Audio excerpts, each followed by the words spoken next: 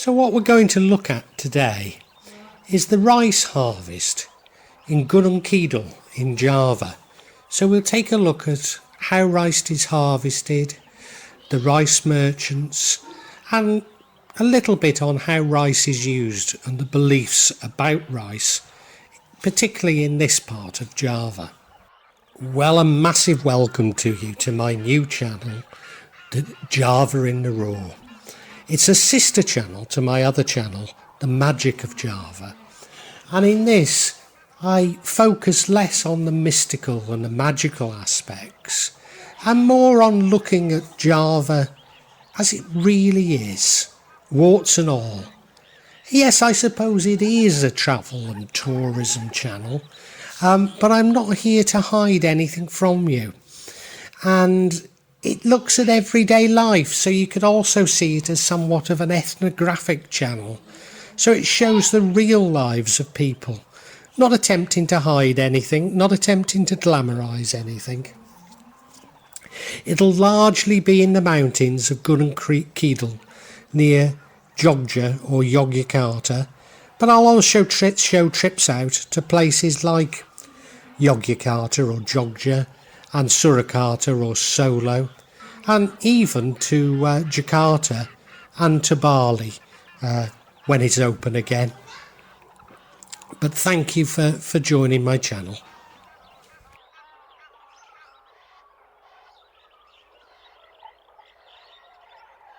Now, Java is a major rice growing area. In addition to that, the Javanese are amongst the biggest rice consumers in the world. It wouldn't be uncommon for people to eat rice 3 times a day. And indeed, there's a saying in Java that rice is life. And what they mean by that is if they don't have rice 3 times a day, they feel hungry. And here we see rice harvesting. In the lowlands, with irrigation, it's possible to have maybe 3 crops a year. But here in the mountains, 1 is much more normal. And here's some equipment used for rice growing. The first is like a small tractor, which I think is used for rotivation. And I know it's very expensive to hire this. And the second is a rice harvester, but as you've already seen, harvesting by hand is much more normal here. Now, Dewi Sri is the pre-Islamic goddess of rice and fertility. Despite her mythology being native to the island of Java, after the adoption of Hinduism in the 1st century, this goddess became associated with the Hindu goddess Lakshmi, as both are attributed to wealth and family prosperity. Around Yogyakarta, Jogja, she's sometimes called Roro Jonggrun, the Slender Virgin, from the myth of love and betrayal of a knight and a cursed prince.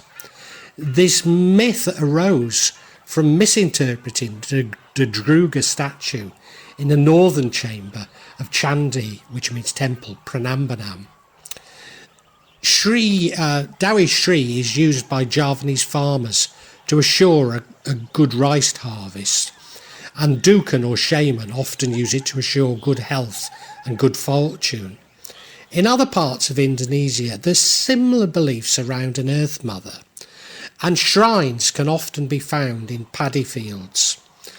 Now, these shrines are not so common these days. Indeed, these metal statues used to be seen in households, but they're nothing like as common now.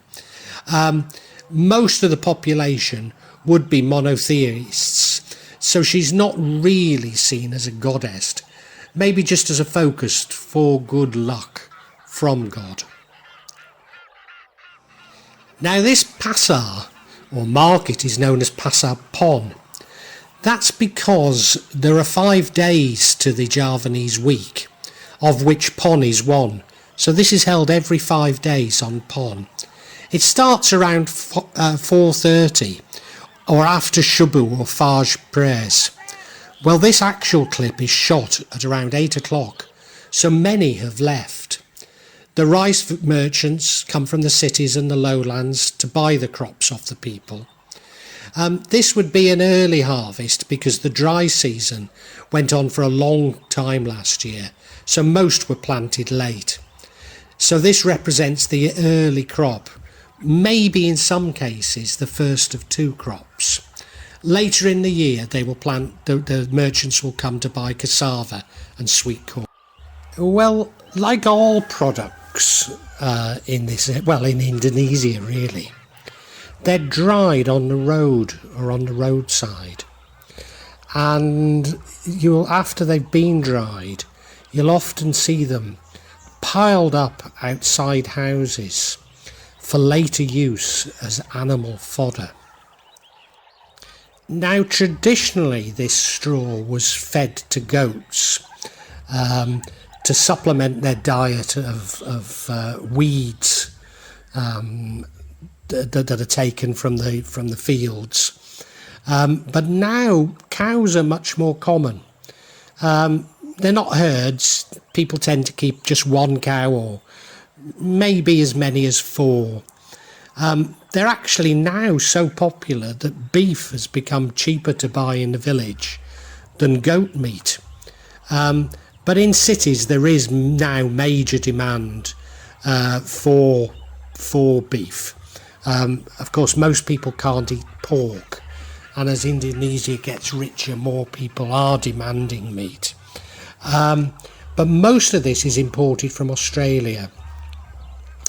These village cows are often sold for Eid al-Adha or Eid al-Hajj as it's known locally, and households can chip in for I think it's a 1/7, but a part of a cow, which works out cheaper than buying a whole goat.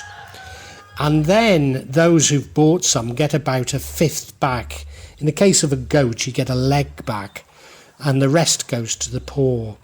Although most parts of the Islamic world, you tend to get about a 1/3 back. Well, I really hope you enjoyed that video and enjoy my channel Java in the Raw. If you did, I don't do that very well with these algorithms, so if you could hit the like button, make a comment and subscribe, that would be wonderful. I'm not too certain how often I'm going to add to this. I always say that something like I'll attempt every week, but I think that might be a bit ambitious given my other channel. But if you hit the bell, I believe you get notification of it. And as I say, if you could like and subscribe, it'd be great for me. And, if you are interested in the other aspects, the more mystical aspects, then do take a look at my other channel, The Magic of Java. But really appreciate you coming here. Thank you very much.